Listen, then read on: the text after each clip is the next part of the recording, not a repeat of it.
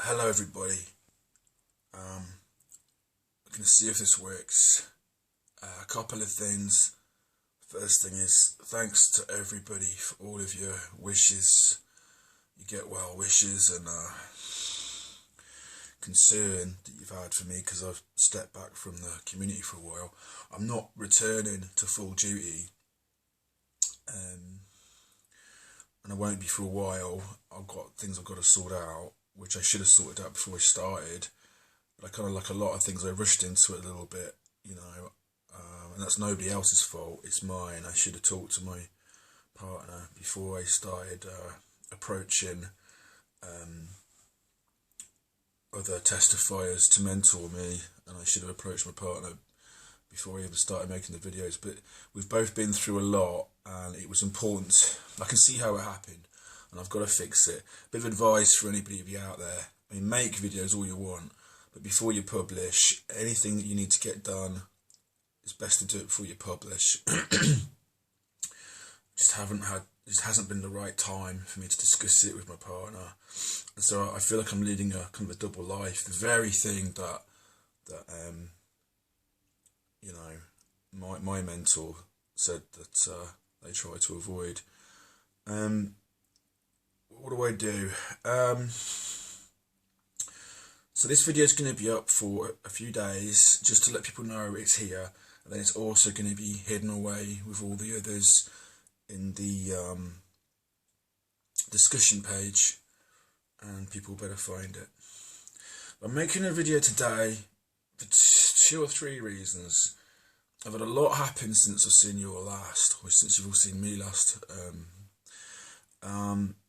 Not crazy amount of stuff, just enough stuff, because my life is quite quiet really since my mum died. I take it pretty easy, and I'm spending time with my partner and our kids, and that's a blessing, a real blessing, and I recommend it if you can find the right partner with the right kids and you need to start a new life.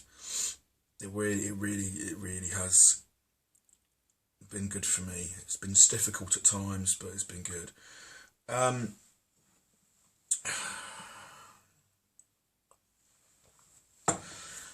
got into some administration difficulties, which have threw me off. I've had a letter from my father, which I've had to deal with. More of the same stuff I haven't really gone into yet properly, but just a reminder. And I had an incident with a friend of mine's wife. That's not the way it sounds. What I mean is, I got a narcissistic kind of sting off somebody, which it's one of those things, where sometimes your close friends' wives don't appreciate the husband hanging out with this, what used to be his his best friend, and I understand that, and I got a sting. That's the short version, and I want to keep it a short version because the stuff I want to talk about, I shouldn't really need to go into personal detail, and I don't want to embarrass anybody. So, what I'm going after today is where I'm going with my thoughts. I could call it my research, but I'm not going to call it my research. But let's say I called it my research, by which I mean where I am plumbing my mind for answers is what goes on for the narcissist. That's what I want to know. What goes on for the narcissist? For some reason, I think if I understood that, I would get better quicker. And I'm giving it a lot of thought, and understanding narcissism does a lot of fantastic work on this, and I wouldn't want to stray into his territory or take anything away from him, but I'm going to bring my take on it, because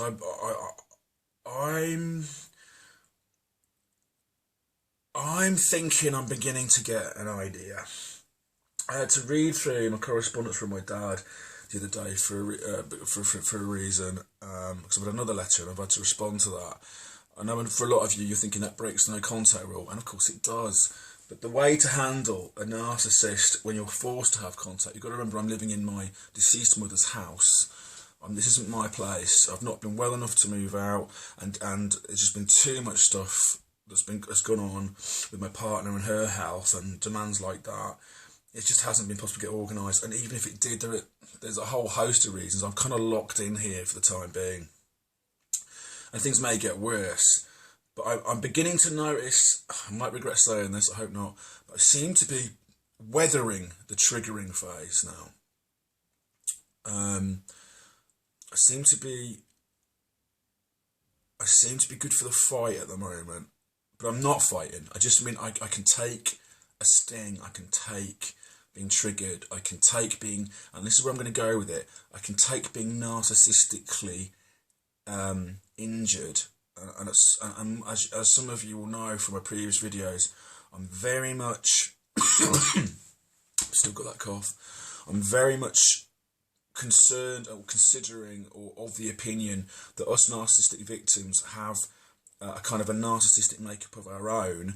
It may not be the same, it may not be as bad, but I do think that we are capable of sustaining narcissistic injury, and I think we're capable conceivably of even being narcissistic ourselves. And I think we can even see there's been a little bit of flaring up on occasion in the community when people do become defensive or angry and do behave in a para-narcissistic manner. And I know, and I say that, please understand, in full acknowledgement that I know I do that. When I rage, when I get angry, I mean, I've refined it as much as I can so that when I'm angry I'm making sense, but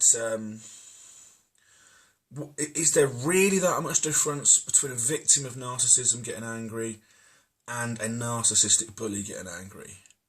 Because even though one is indignant and one feels they have right and justice on their side, is it not the case that both parties want the same thing? And this is what I'm working towards. And I know what, I really hope Understanding Narcissism sees this video and can do even more, take it further, and maybe a few other people too, like Battle of the Empath and the Golden Scapegoat and some of these new great intellects that we've got turning up in the community, you know, who are sharp, you know.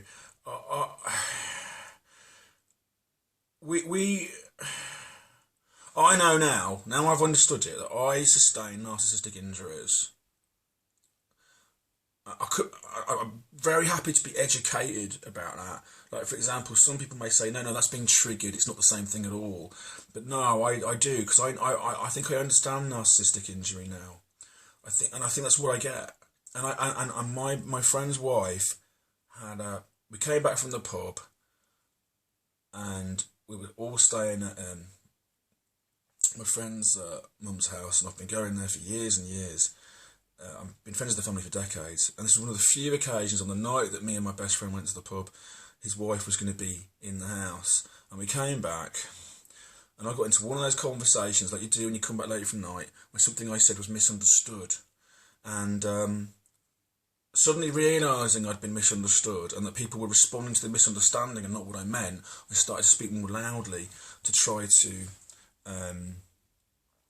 you know, account for my mistake. Because I don't know about you, but feeling misunderstood because something I've said creates in me a kind of a panic, a kind of a narcissistic injury, and a panic that I've noticed that other people either manage very well or don't experience. And I look on it as a maturation problem. It's part of my maturation that I really struggle to cope with that. I mean, it's just not grown up to start to panic as a grown man in conversation, but I do.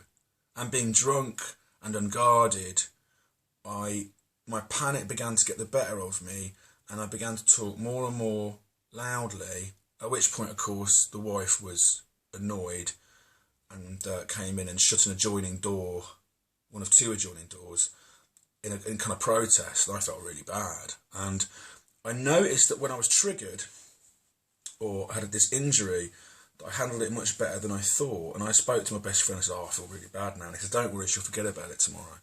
And the next day, I got up early and I played with her children for a while, hoping they'd ever lie in or something. And I saw his wife and she was fine, she was perfectly happy.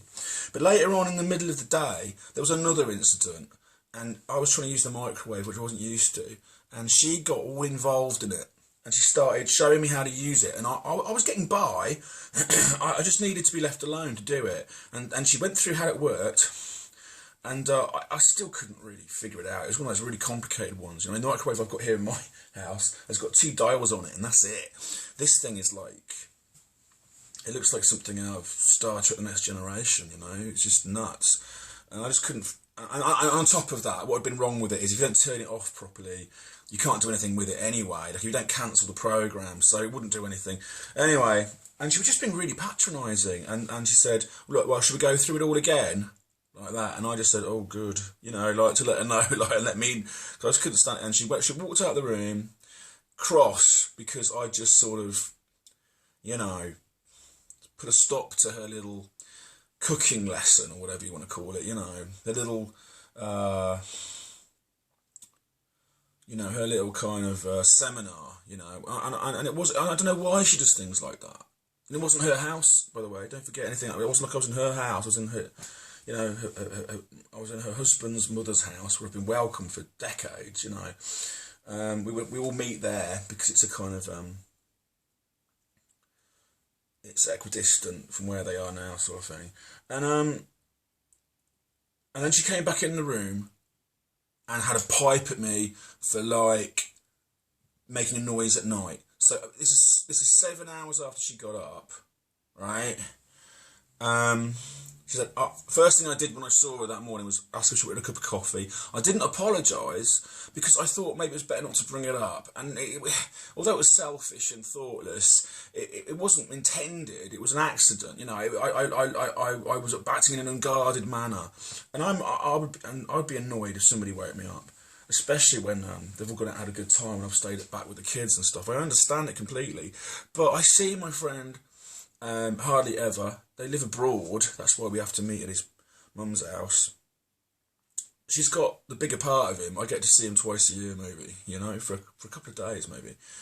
So yeah, I'm not saying I should have been forgiven, I should have been guy, but at the time to deal with it, I thought that it was the first thing in the morning. What happened was she got cross because I crossed her for being patronising to me about how to use the microwave when I was just trying to warm up a cup of tea or something.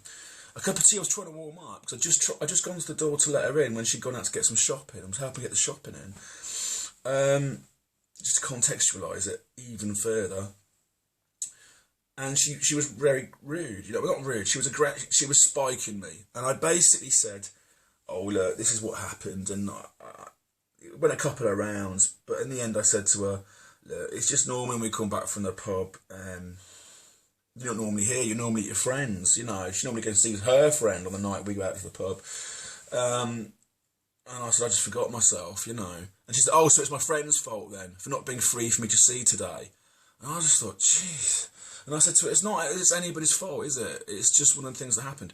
But what I think is really telling is that she didn't deal with it in the morning. She wasn't cross with me in the morning. She wasn't cross with me at 11 o'clock. She wasn't cross with me at 12 o'clock or 1 o'clock. She got cross with me because she wanted to impose on me a kind of a teacher-to-student relationship, probably to sort of somehow roll back the relationship that she feels she's got. She's desperate to impose a hierarchy between her and me, and this weird competition that we have for, like, the fealty of her husband, because me and him go back a long way, and she's only known him half as long as I have, you know, and we're good friends. We're not just mates. We're like brothers, you know. We're like best friends. We're like it's deep. We're you know, we're very close. And when he became an expat, that was hard for me, you know. So why am I doing this long, as always, story?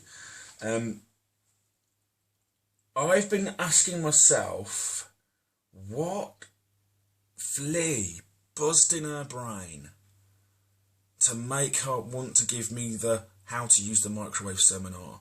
I'm a grown man. It was working when she came over and interrupted what I was doing, right? She involved herself in a situation that she didn't have to. She couldn't leave it alone, and by hook or by crook, she was going to get in there and it was going to go badly. And then when it went badly, she swept in to spite me. Is she a narcissist? I'm not saying that. But I experienced a narcissistic injury. I'm not extrapolating from that she's narcissistic. I am extrapolating from that I'm a narcissistic victim. And she could have some narcissistic tendencies and not be a pathological narcissist. That's possible too. But let's just say she's not. Let's just say she's an ordinary, frail human being, as we all are, who becomes narcissistic around me. Because you know what's really interesting? Like that human magnet theory. You know what? Us narcissists, we kind of promote narcissism in other people. We promote this victimization behaviour, I think. It's almost like we solicit it in our attempt, and the way we solicit it is we try so hard to avoid it by compensating and by thinking ahead, and all this stuff. And can I just say, I saw a great video by Ollie Matthews today. I've really missed you, Ollie. I'm so glad you're back. I've really missed you, man. To hear you doing, you've got a whole rack of new videos up there. Oh, you know what? I've forgotten how wise you were. Because I always think of you as the angry one. And I like that. I like angry man. I like angry Ollie. Because it's indignant and it does me good. It kind of it's cathartic for me. When Ollie goes after a narcissist in one of them stories, it really, it works for me. I feel the universe being put back to right. But I forgot how wise he was. Hearing him talk today, doing new stuff, he's insightful. He's not just angry. It's like a little dictionary of narcissism, and you put in one thing at one end, and he comes out with a definition and why. Hats off to Ollie. Really, truly, in my top 3, Ollie Matthews are my favourites. But and he did a bit today, and yeah, where was I? I'll have to get back into this now. Give me a second. I can't remember. I've done my trick of making a cup of tea and it's not fired it. I'm gonna have to carry on my story and it'll come back to me. I do apologise for that weird segue. I thought I was gonna be alright. So, and it'll come back to me in the course, I think. So I started thinking what happened there. And I thought about us and how we're all like these victims of these narcissists,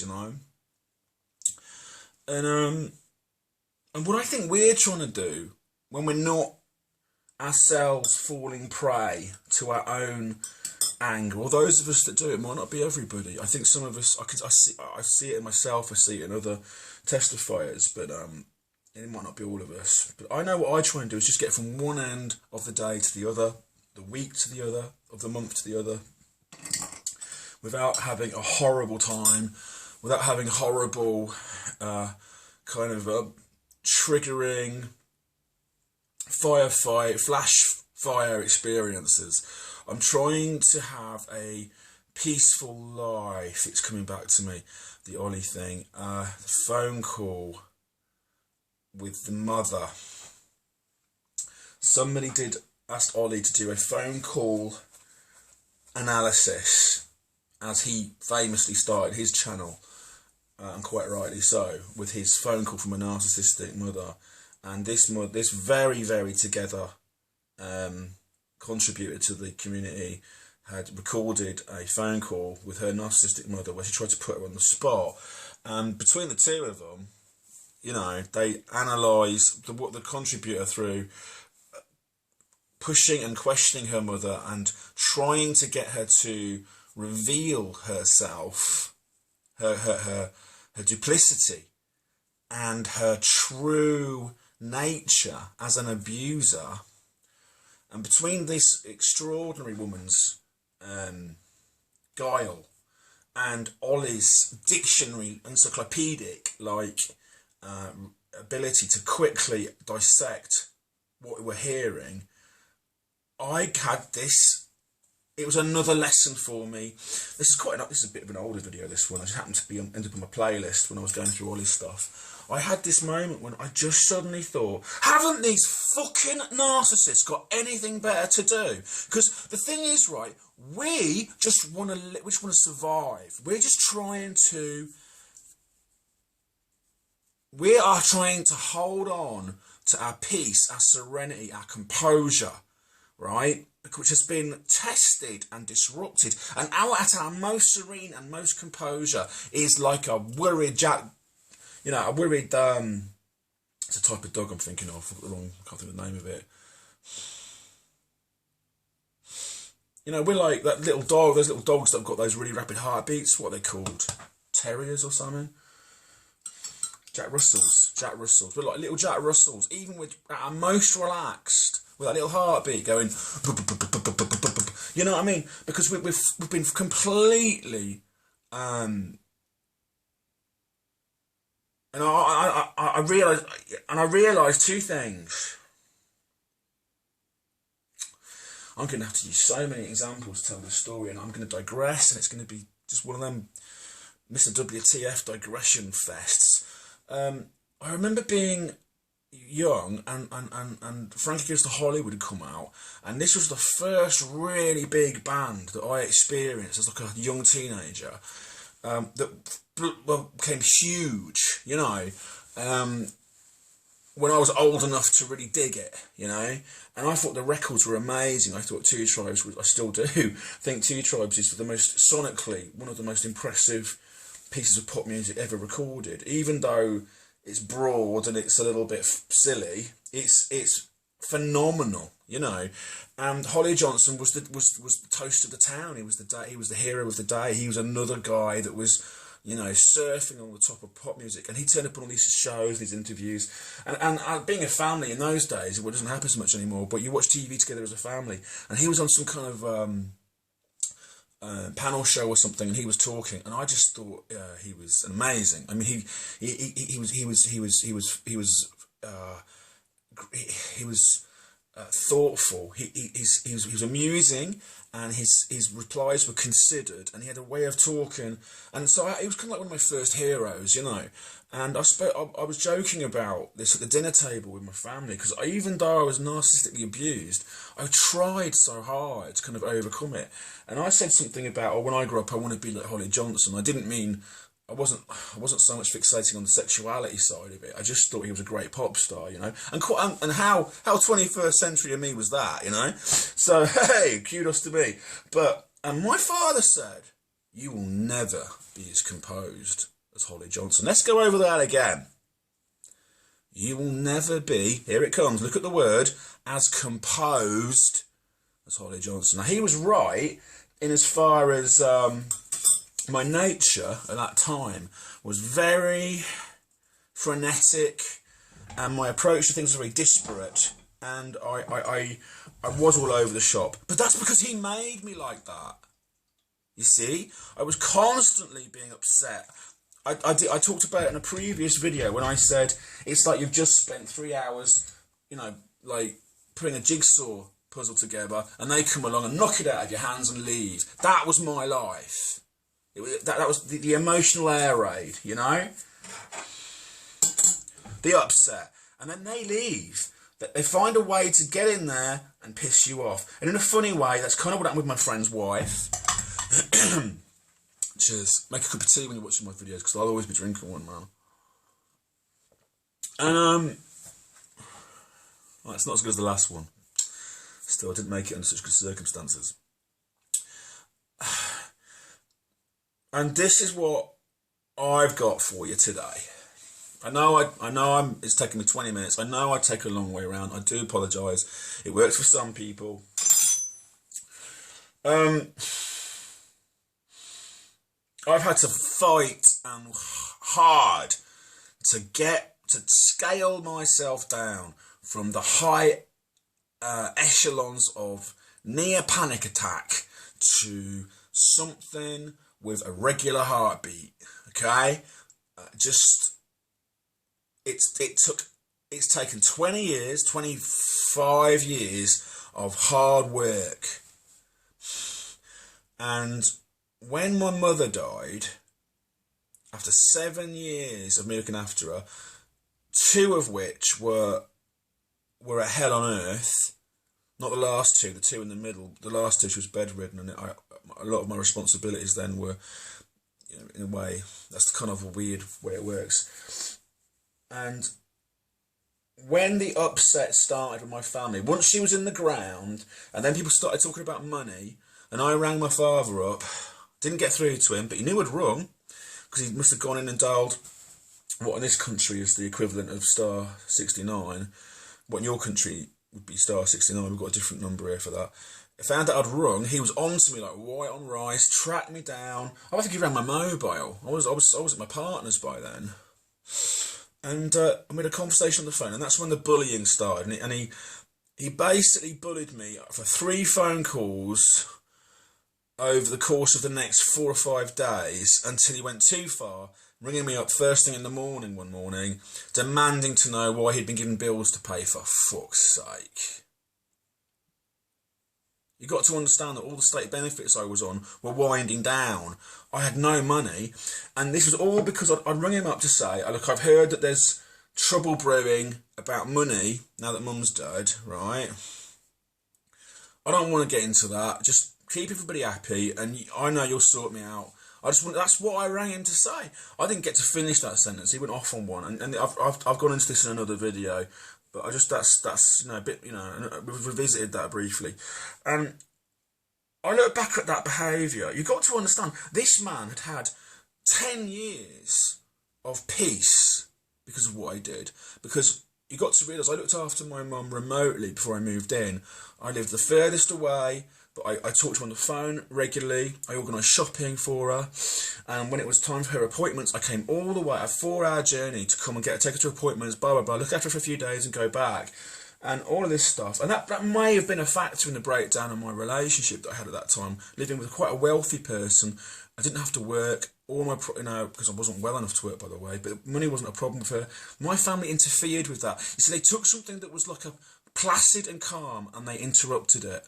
All right, I did 10 years, and my dad's life was placid, and you see how it works, placid and uncomplicated, while my life became like hell, and it did. And I've touched this in other videos. I don't know how many of you have suffered from sleep deprivation, or are looking after an elderly parent who's very ill, who've had to be got up several times in the night. Eventually, you just can't sleep, and you end up sleeping between something like 5:30 in the morning and 11, and that can go on for 18 months, 2 years, something like that. It's very, very bad for you. And if you've got TSD, it's the worst. It's all your nightmares at once in a lot of ways. Ambulance crews standing in the dining room in the middle of the night, the man looking at you as if to say, well, why is she falling over and why is she on the floor? I'm not saying they were all bad, by the way. Some of them were great, some of them were not so great. But that's still the same problem we had, In the end, I got my mum to fire her alarm when she needed to go to the toilet, so she wouldn't get out of bed on her own, and I would come down and get to the toilet because I couldn't risk her falling. She never got out of bed to go to the toilet at night without me being by her side for 18 months in the end, after I realised the situation was what it was, and that's what was so hard on me. I don't know how I got through it. It was ridiculous. There's more to be said about that. But you see, so I suffered enormously so they could have calm. When my mum died, and I was a wreck, and I was a nervous wreck from years and years of stress and sleep deprivation. You're constantly on call. You never really relax. My life is entirely different now than what it was like then, right? My dad's bullying of me over those few days was intended, hear me, it was intended to disrupt this new peace I had. So this is where I'm going. The narcissist is terrified that you will find peace. They're terrified. It makes them anxious. And then I thought about my narcissistic girlfriends I had. Things would be nice, and then they would start picking. Because they could feel that I was composed, and they take it away. They pick it off. They get rid of it. And we come to my husband's wife, right? she was, what made her mad, what made her have to come back and nitpick at me was she couldn't have me walking around in a bubble of feeling good about anything. She only had to do it once. That's probably why she's not a complete mental narcissist, right? And what I'm trying to do is I'm trying to think what is going on in their minds. And then I went here with it. You know how we are, and we're trying to keep ourselves in a tranquil and serene state. And anything that starts to disrupt us or trigger us, we view it very suspiciously, even aggressively. And if people trigger us enough, we can even become quite ferocious. Sometimes ill-advisedly. Sometimes it can be a dreadful misjudgment. Sometimes even unfair.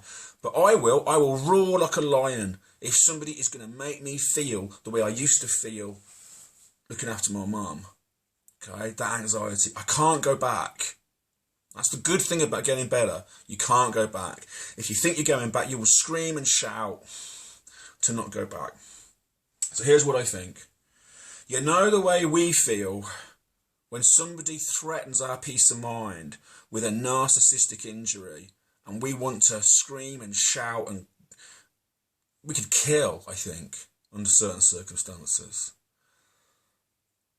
That's how the narcissist feels too. Their peace is secured in our anxiety and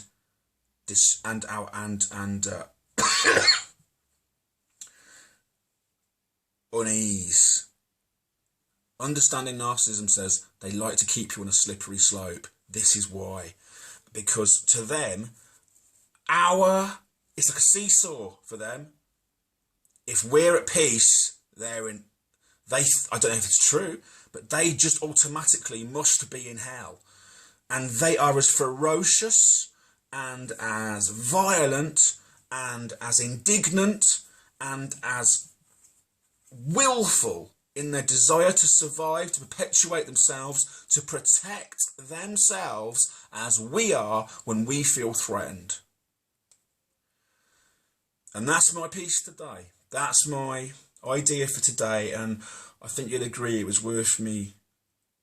I haven't heard this idea anywhere else.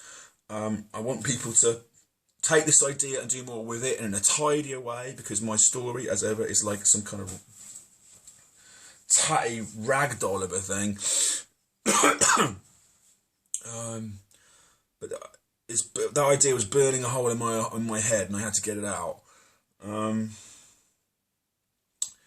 Yeah, and if you kind of want to do the process yourself, have a listen. I'll put a link underneath. Have a listen to that Ollie Matthews video about the phone call again. I'll put a link in there, because it was listening to that again today.